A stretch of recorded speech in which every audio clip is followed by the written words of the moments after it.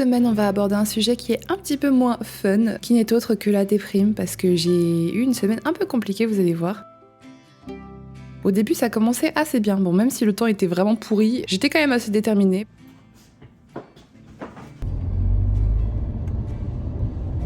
Je me suis fait opérer en juillet 2021 pour la myopie et depuis, comme j'ai une cornée très fine, elle devient très vite très sèche et malheureusement, je dors souvent les yeux entrouverts donc ça me crée pas mal de soucis. Donc je suis partie à la pharmacie chercher de la pommade vitamine A et d'autres choses pour les hydrater.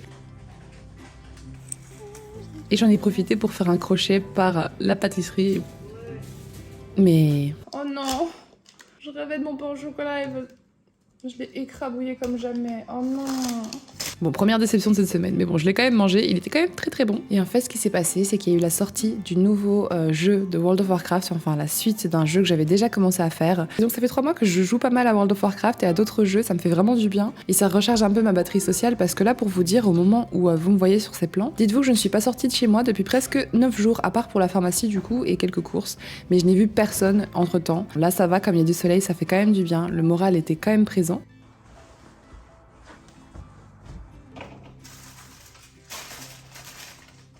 Cet après-midi-là, j'ai une interview sur Zoom avec un youtubeur qui fait des contenus sur la plateforme, l'évolution, etc. Du coup, ce sera bientôt disponible. Je vous mettrai le lien en description quand ça sortira. Ce qui connaissent le plus, c'est ce qui est plus authentique, je trouve. Et j'ai chillé avec le chaton, j'ai vraiment profité. Le soleil m'a vraiment fait du bien. Nico. C'est trop beau.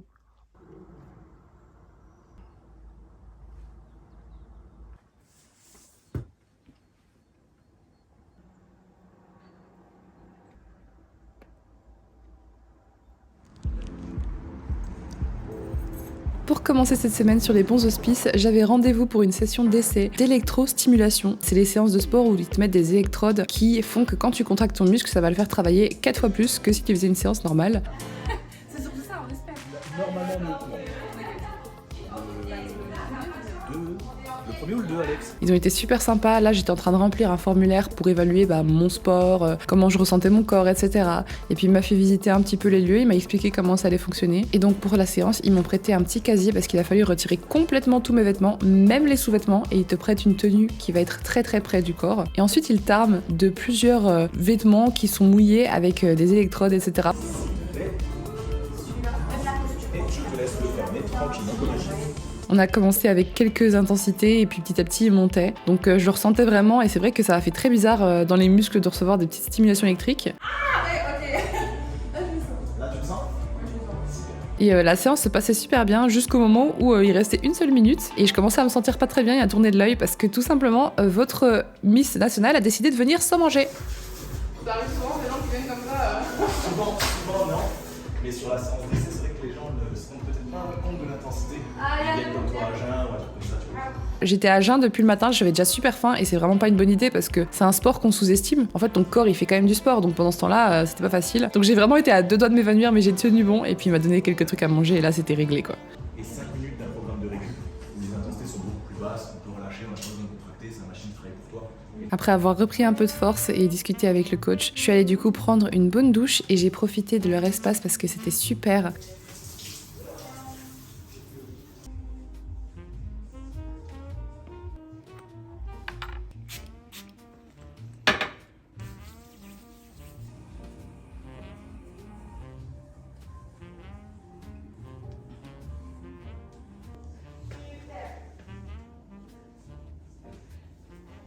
Et c'est là que la journée a commencé à se corser. Je suis passée voir ma mère et ensuite j'avais rendez-vous avec mon chéri supposément. Mais malheureusement, ça s'est pas très bien passé. Et après une longue conversation de plusieurs jours, on a décidé de officiellement vraiment arrêter de se voir.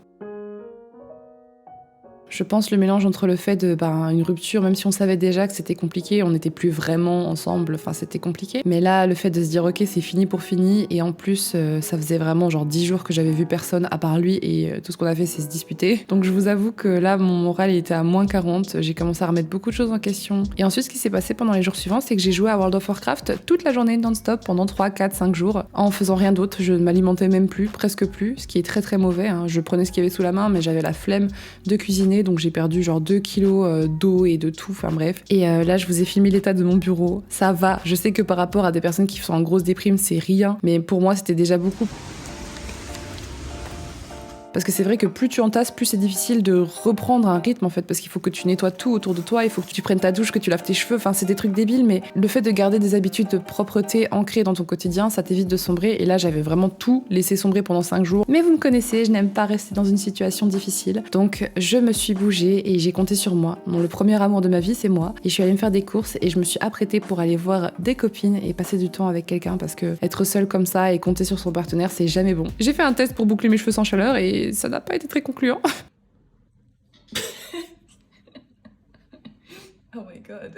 Mais finalement, je les ai fait offert et je suis partie au resto pour me changer les idées. Et heureusement, j'ai de la chance parce que la personne avec qui j'ai été pendant cette année et demie est quelqu'un quand même de très très gentil. Donc on a pu discuter les choses. Alors on se remettra pas ensemble, mais le truc c'est qu'on avait déjà réservé tous deux nos cadeaux de Saint-Valentin. Donc je vous laisse avec la fin de ce vlog où on s'offre nos cadeaux de Saint-Valentin. Parce que même si on n'est pas ensemble, ça veut pas dire qu'on peut pas se parler, se respecter et encore être amis. Même si c'est peut-être un peu tôt, l'avantage c'est que là c'est pas une rupture remplie de douleur, c'est une rupture parce qu'on voit bien qu'on n'a pas les mêmes objectifs pour le futur, quoi. Alors il faut savoir que du coup quand il a été au ski cet hiver, il m'a offert un t-shirt en revenant parce que j'avais pas pu les accompagner. Je me suis dit bah écoute, je vais prendre ma petite revanche et pour cette Saint-Valentin, je vais lui offrir ceci. Alors ne bouge pas hein. À ton avis, il fallait que je prenne ma revanche de quoi? Ta revanche? De quoi? Vas-y, tu peux ouvrir les yeux. De quoi? Bah allez, le t-shirt. C'est la montagne, on va au ski. On Non. va faire du ski. On va faire du ski. Du coup, t'es piqué de la faire de ski.